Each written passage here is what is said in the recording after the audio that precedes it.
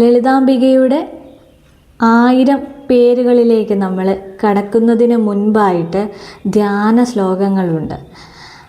നമ്മൾ ചെയ്യുന്ന നന്മയാണ് ഈശ്വരൻ, പക്ഷേ ആ നന്മയെ ദർശിക്കുവാനായിട്ട് മനസ്സിന് പാകത വരുത്തേണ്ടതായിട്ടുണ്ട്. അപ്പോൾ ഒരു ഈശ്വര രൂപസങ്കല്പത്തെ ചിട്ടപ്പെടുത്തിയെടുക്കുക എന്നത് അനിവാര്യമായ ഒന്നാണ്. അതിൽ ആദ്യ ശ്ലോകം നമുക്ക് അറിയാവുന്നതാണ്. സിന്ദൂരാരുണ വിഗ്രഹാം ത്രിനയനാം മാണിക്യമൗലീസ്ഫുരത്താരാനായകശേഖരാം സ്മിതമുഖീയാപീനവക്ഷോരുഹാം പാണിഭ്യാമളിപൂർണരത്നചഷകം രക്തോൽപലം ബിഫ്ലദീം സൗമ്യാം രത്നഘടസ്ഥരക്തചരണാം ധ്യായേത് പരമാംബികാം. സിന്ദൂരാരുണ വിഗ്രഹാം. സിന്ദൂരാരുണൻ എന്ന് പറയുമ്പോൾ തന്നെ അവിടെ അരുണ ശോഭ, ചുവപ്പ് നിറമാണ്. ആ വിഗ്രഹം, ആ രൂപമാണ് അമ്മയ്ക്ക്. സിന്ദൂരാരുണ വിഗ്രഹം ത്രിനയനാം. നമ്മളെപ്പോലെ 2 കണ്ണുകൾ മാത്രമല്ല, ലോകത്തിൻ്റെ അനന്തതയെ മുഴുവനും ദർശിച്ചാൽ ലോകത്തെ നയിക്കുന്ന ദേവിക്ക് ഭൂമധ്യരേഖത്തിൽ പിരികങ്ങളുടെ മധ്യത്തിലായിട്ടൊരു 3ാമത്തെ ഒരു കണ്ണ്, തുറന്ന കാഴ്ചയ്ക്കായിട്ട് അമ്മയ്ക്കുണ്ട്. ത്രിനയനാം മാണിക്യമൗലീസ്ഫുരത്. അമ്മയുടെ മൗലിയിൽ മാണിക്യം, ചുവന്ന കല്ല്, അത് സ്ഫുരിക്കുന്നുണ്ട്. താരാനായക ശേഖരം. താരാനായകൻ എന്നാൽ ചന്ദ്രനാണ്.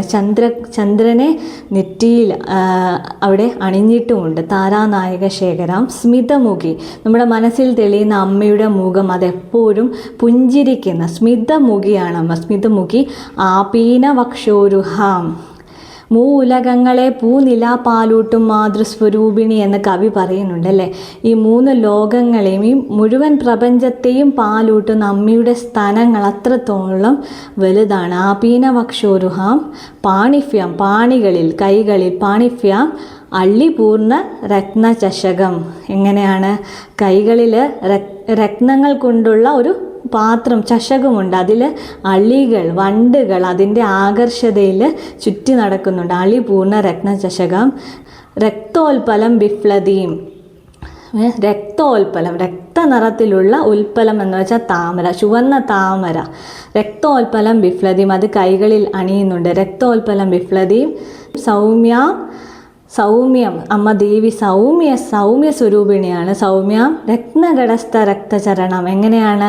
അമ്മയുടെ പാദങ്ങൾ ഒരു രത്നം പതിപ്പിച്ച ഒരു പാത്രത്തിന് മേലാണ് ഇരിക്കുന്നത്. ആ പാദങ്ങൾ രക്തവർണ്ണമാണ്. മുഴുവനും ഒരു ചുവന്ന രൂപമാണ് അവിടെ. ധ്യായേത് പരമാംബിക. അമ്മേ, ആ ദേവിയെ ഞാൻ ധ്യാനിക്കുന്നേ എന്നാണ്.